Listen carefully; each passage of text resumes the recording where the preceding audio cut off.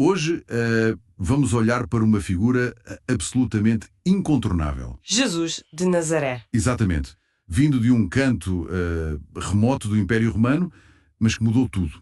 Vamos tentar perceber o essencial da sua vida, do contexto e do seu significado com base numa fonte enciclopédica. É um desafio interessante. E começamos logo com algo curioso, não é? Quase todos os historiadores concordam que ele existiu. Sim, a existência histórica em si não está muito em debate sério hoje em dia. Mas depois, os detalhes da vida, o significado dos relatos, aí a conversa complica-se. Completamente. Mas sabemos, vá lá, o básico pregador judeu da Galileia, Sim. batizado por João Batista Aham. e crucificado sob Pôncio Pilatos. Esses são os pilares, digamos, mais consensuais do ponto de vista histórico. E as fontes que temos? Principalmente os evangelhos, suponho. Sim, os 4 canónicos. Mateus, Marcos, Lucas e João são as fontes primárias cristãs. E fora disso? Há menções breves, mas importantes, em autores não cristãos. Joséfo, o historiador judeu, e Tácito, o romano. Certo.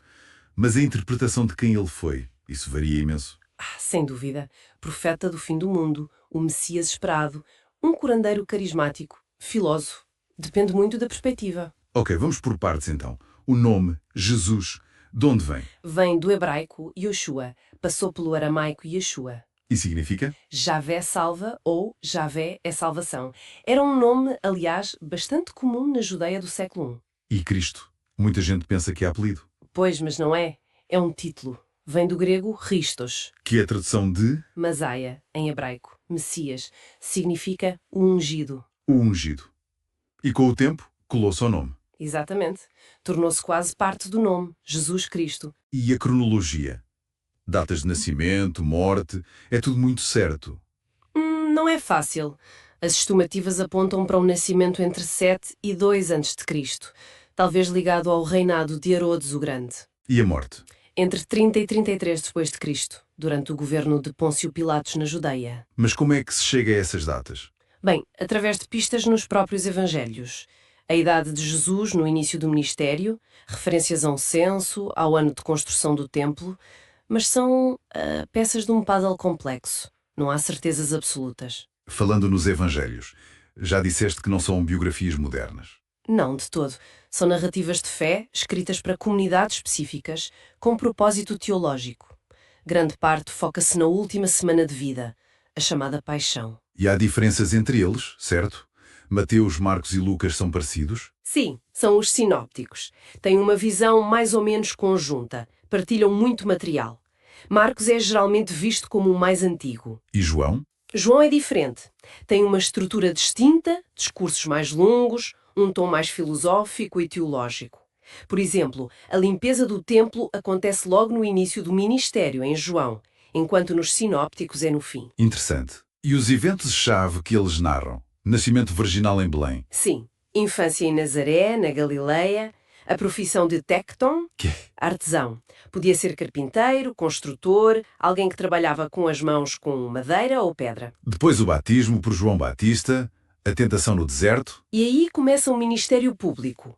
O chamado dos 12 apóstolos, a pregação sobre o reino de Deus. Ensinamentos famosos como o Sermão da Montanha. Exato. E os milagres, curas, exorcismos, até controle sobre a natureza, como andar sobre as águas. E claro, as parábolas como a do filho pródigo, para ensinar. E chegamos à última semana, a entrada em Jerusalém. A última ceia, onde institui a Eucaristia segundo a tradição, prevê a traição de Judas, a negação de Pedro, Depois a prisão no Getsémani, os julgamentos, perante o Sinédrio, depois Pilatos, até Herodes Antipas. culminando na crucificação. E depois os relatos de ressurreição e ascensão. É uma narrativa poderosa. Sem dúvida.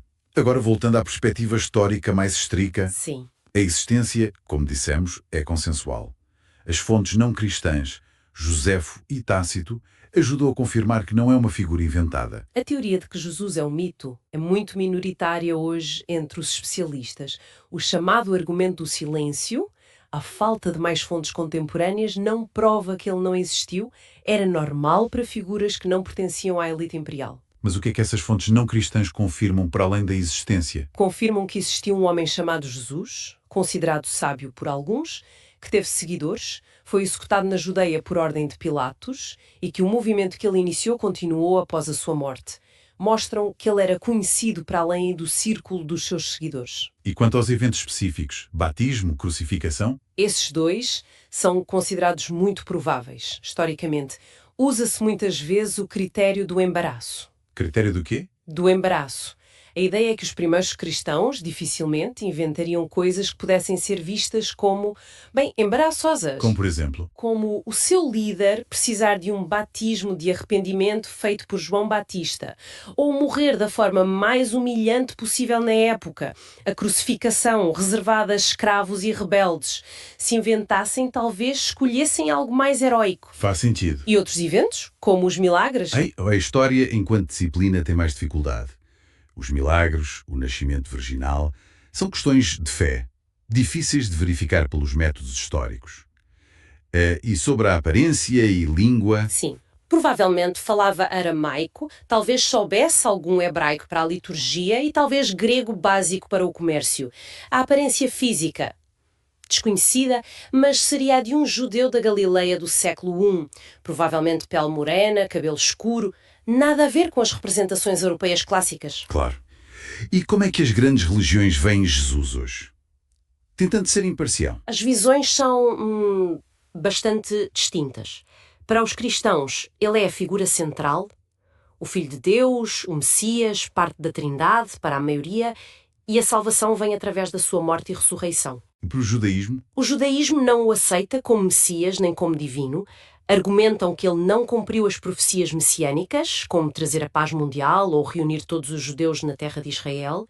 As referências a ele no Talmud são poucas e controversas. E no Islão? No Islão, Jesus, chamado Isa, é um profeta importantíssimo, um dos mais venerados. É considerado o Messias, nascido de uma virgem, Maria ou Mériam. Mas não divino? Não. É um profeta humano, não é Deus nem filho de Deus.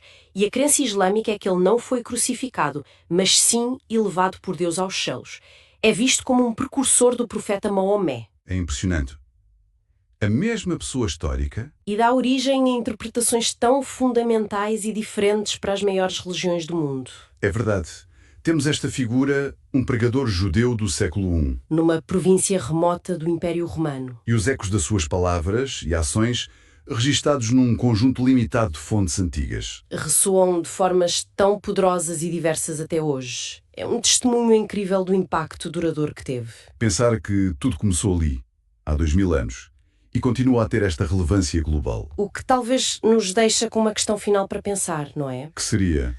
Considerando esta enorme diferença entre os vasos históricos, que são limitados, e o impacto cultural e religioso massivo e persistente, o que é que esta fascinação contínua por Jesus revela sobre nós, sobre as necessidades humanas? Busca de significado. Redenção? Talvez. Ou uma busca por ligação ao divino, por esperança. Fica a pergunta no ar. É algo que transcende a própria análise histórica ou religiosa isolada.